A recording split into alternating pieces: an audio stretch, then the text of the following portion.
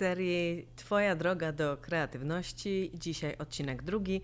Odzyskiwanie poczucia tożsamości. Witajcie kochani, tutaj Sofii z Holistyka Studio i dziś spotykamy się w drugim odcinku naszej serii Twoja droga do kreatywności, inspirowanej książką Julie Cameron Droga artysty.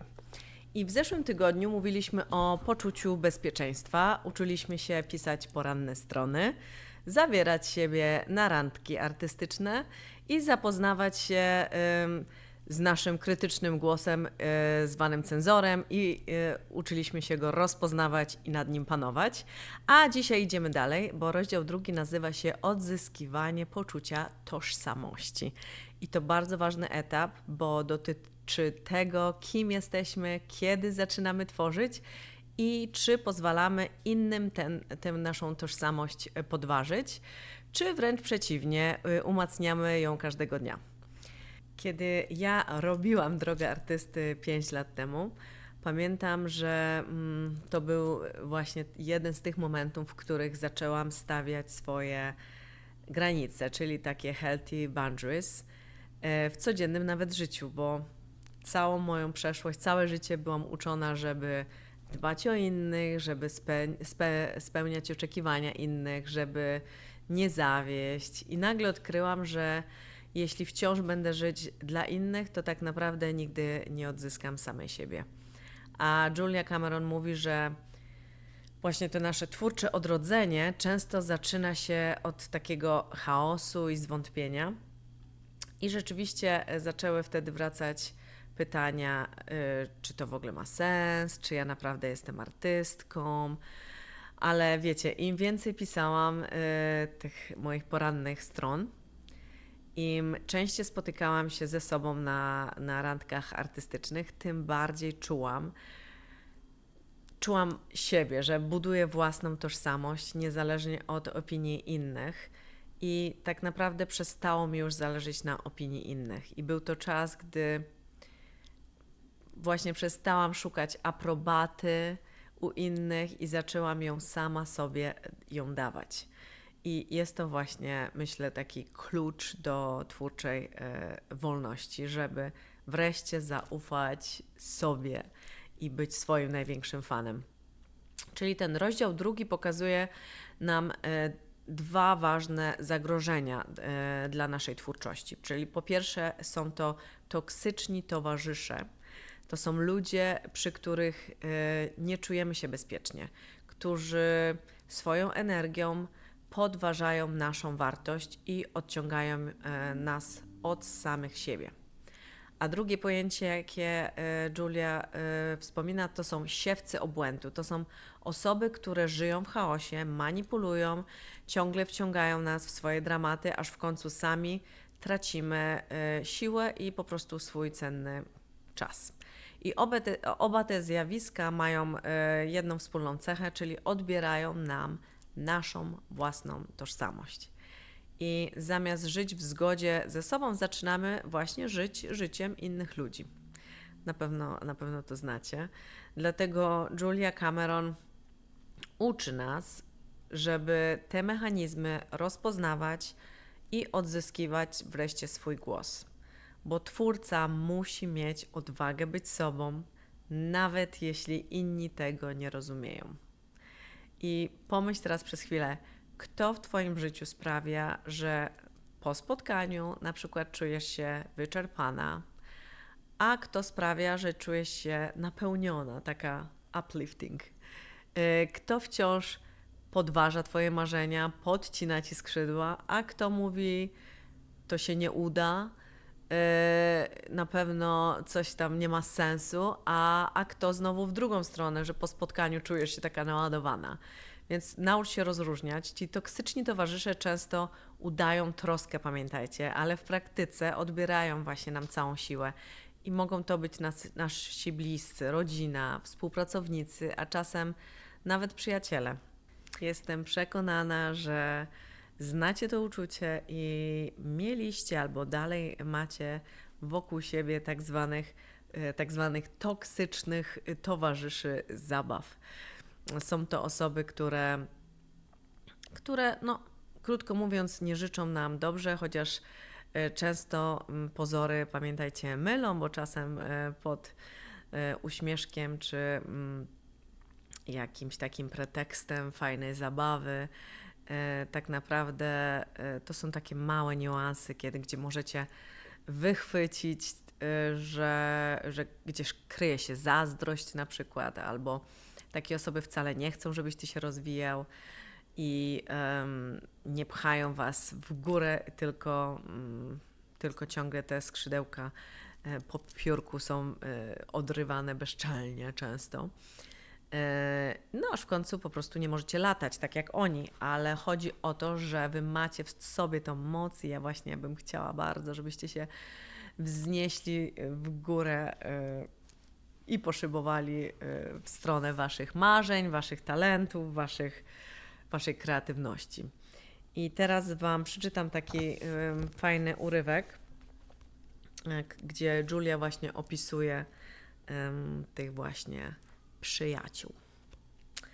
Dla zablokowanych przyjaciół twój powrót do zdrowia może być niewygodny, bo twoje odblokowanie jest dowodem, że również oni mogliby się odblokować i podjąć rzeczywiste, twórcze ryzyko, zamiast tkwić w loży szyderców. I strzeż się wyrafinowanego sabotażu ze strony przyjaciół. No właśnie o tym mówiłam, nie? Na tym etapie nie stać się na ich troskliwe przestrogi. Wątpliwości przyjaciół budziłyby twoje. Bądź szczególnie czujny na wszelkiego rodzaju aluzje, że stałeś się samolubny, no właśnie, albo jakiś taki inny, zmieniłaś się ostatnio. Pamiętaj, znacie to, nie? Takie słowa to dzwonek alarmowy, próba zepchnięcia cię z powrotem na stare tory ze względu czyjeś dobre samopoczucie z pewnością nie twoje. Czyli znowu te osoby cię spychają po prostu w dół, tak? A my cały czas chcemy się otaczać osobami, które będą nas ciągnęły w górę, a nie pchały w błotko niżej.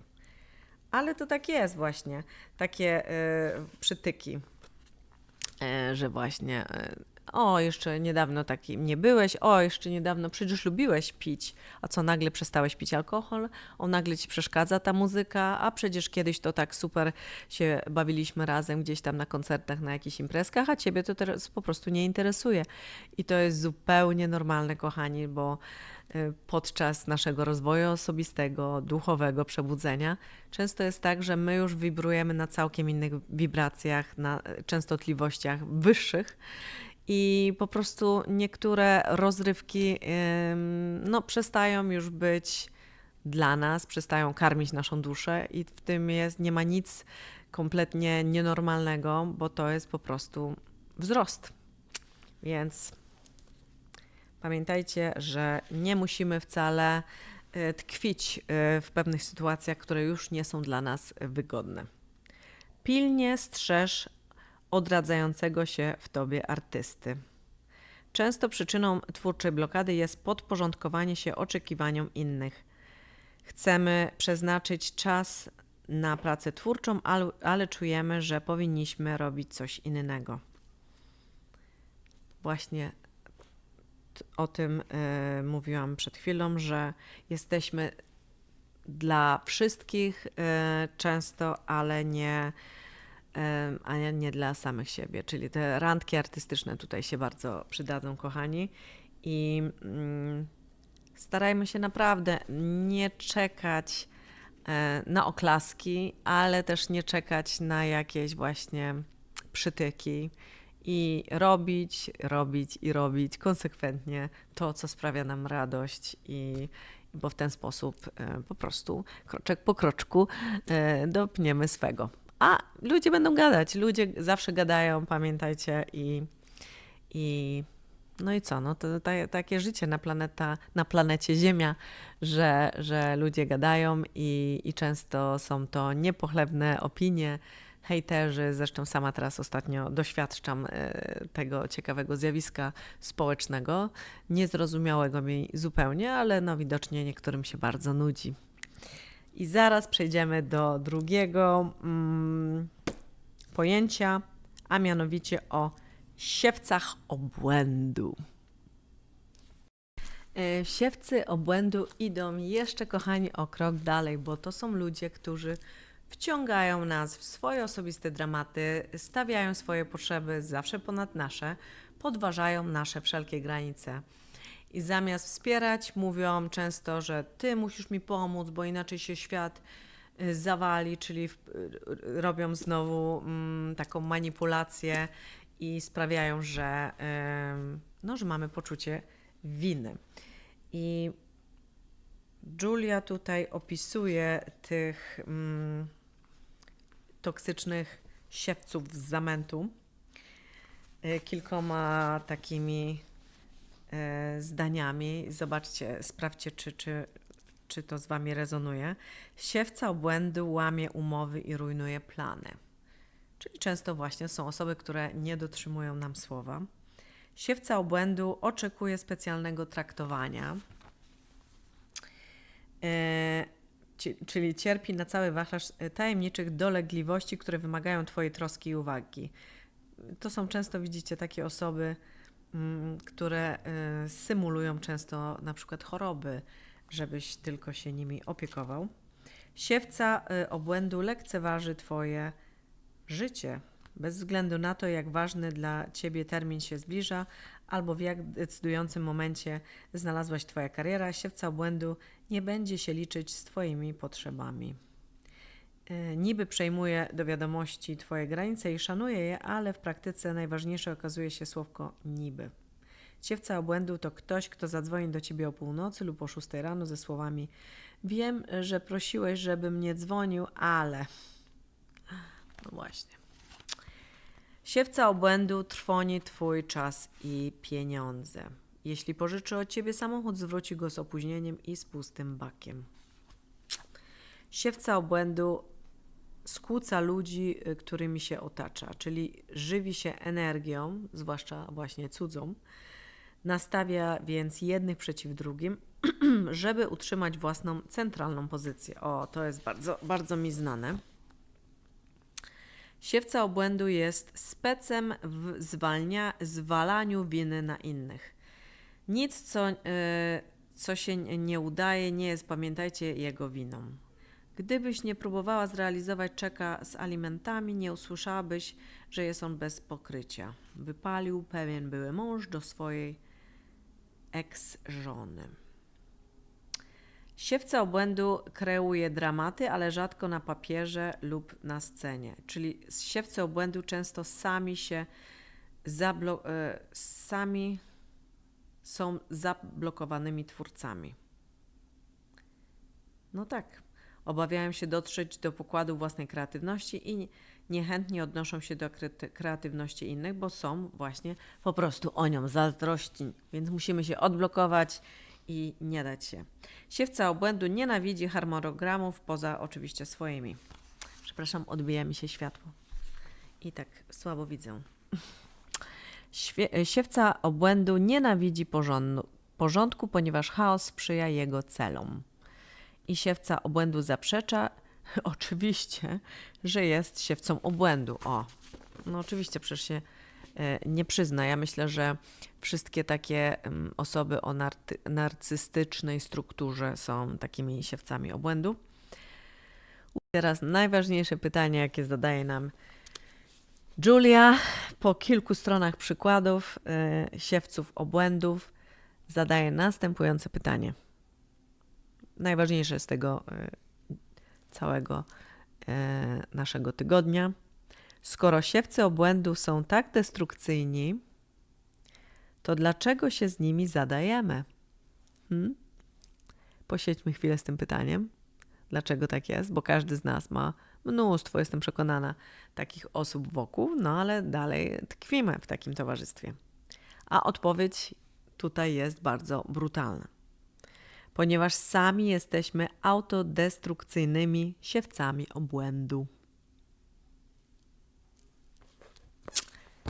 Ha!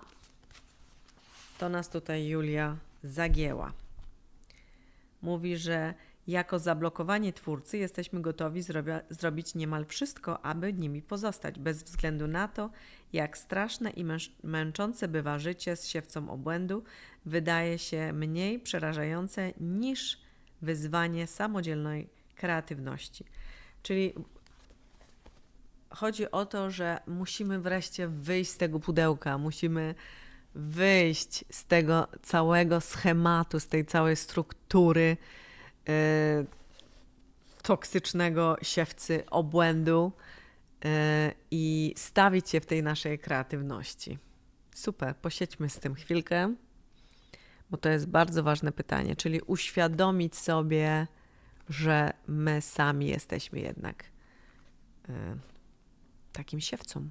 A przecież nie chcemy być. My chcemy być siewcą kreatywności, siewcą światła, siewcą miłości i zarażać wszystkich, ale nie obłędem, tylko miłością i radością i twórczością. Prawda? Odzyskiwanie naszej tożsamości oznacza, że zaczynamy widzieć te wszystkie schematy i uczymy się mówić nie. Dla nas samych także. To nie brak miłości, ale pamiętajcie, że to jest akt odwagi wobec samego siebie. I Cameron daje nam kilka praktycznych wskazówek, czyli dbaj o swój własny czas, codzienne, właśnie poranne strony i randki artystyczne, to jest po prostu nasza świętość. Nauczmy się ćwiczyć odmawianie w różnych sytuacjach, czyli ona prosi, żebyśmy zapisali właśnie te sytuacje, w których zwykle się zgadzasz, mimo braku chęci, a tak naprawdę boisz się odmówić. Chcę, żebyśmy też rozpoznawali te wszystkie manipulacje, czy ktoś często wplątuje nas w te swoje dramy i wywołuje poczucie winy, czyli znaleźć te znaki ostrzegawcze. Znajdź też swoich sojuszników, czyli osoby, które wspierają, wierzą w Ciebie, przynoszą nam takie dobre słowo i nawet malutkie, ale jest nam cieplej na duszy.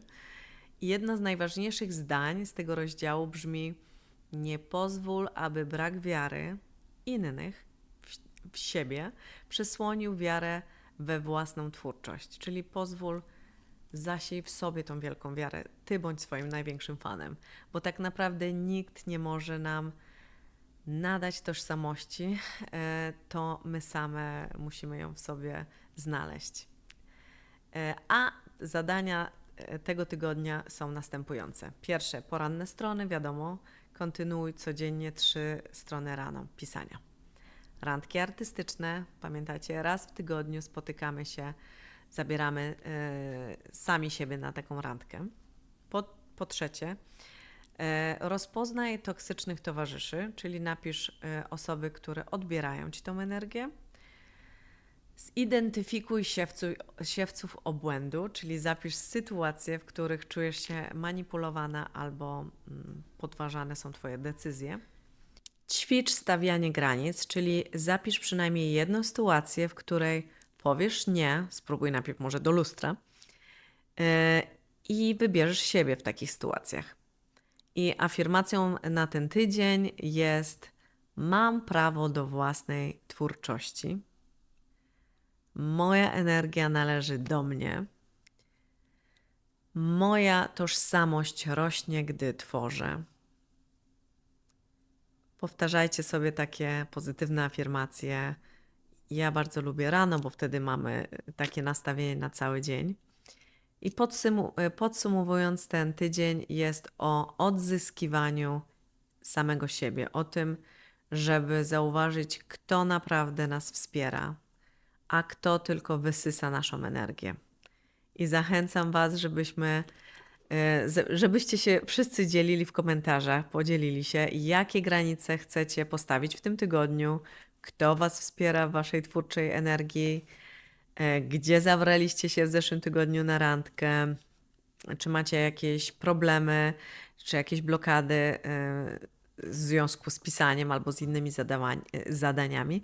I pamiętajcie, że każdy z nas ma prawo być sobą, każdy ma prawo tworzyć, każdy jest z nas inny.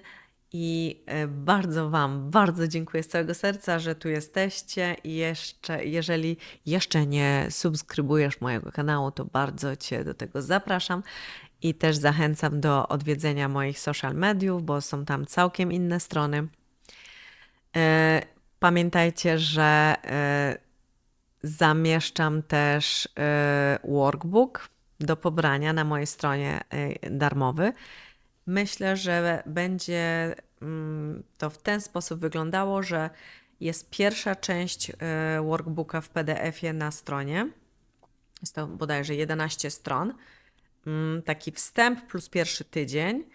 I jeżeli już go ściągniecie, to ja wtedy mam Wasz e-mail i każdy dodatkowy tydzień będę Wam wysyłać osobiście po prostu w e-mailu. Więc myślę, że to jest fajny pomysł, ponieważ tak bym musiała co tydzień update'ować ten workbook i później by się zrobił troszeczkę bałagan, więc myślę, że zrobię to w ten sposób, czyli pobierzcie sobie tą pierwszą część główną z mojej strony i później ja Wam będę co tydzień dosyłać kolejne tygodnie, kochani. Dziękuję, że byliście ze mną w tej podróży.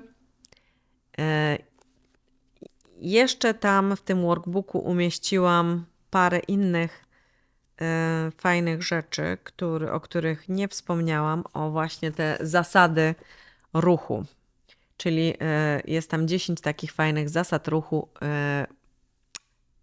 wedle Julie, ale o tym już w workbooku w PDF-ie, bo taki miałam zamiar, żeby zamknąć te nasze spotkania w 15-20 minut i nie chcę tego przeciągać, więc zapraszam Was, kochani, do ściągnięcia i dziękuję Wam serdecznie, że tu byliście. Dzielcie się dobrą nowiną, jeżeli wiecie, czujecie, znacie kogoś, kto potrzebuje takiego wsparcia. Siejcie dalej niczym siewcy, ale tylko dobra i miłości.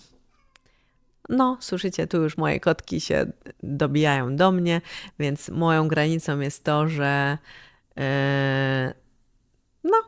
po prostu dzisiaj z Wami spędzam pół godzinki, a teraz lecę pomiziać moje kotki. Pusiaki. Pa, pa, pa. Pa, pa, pa.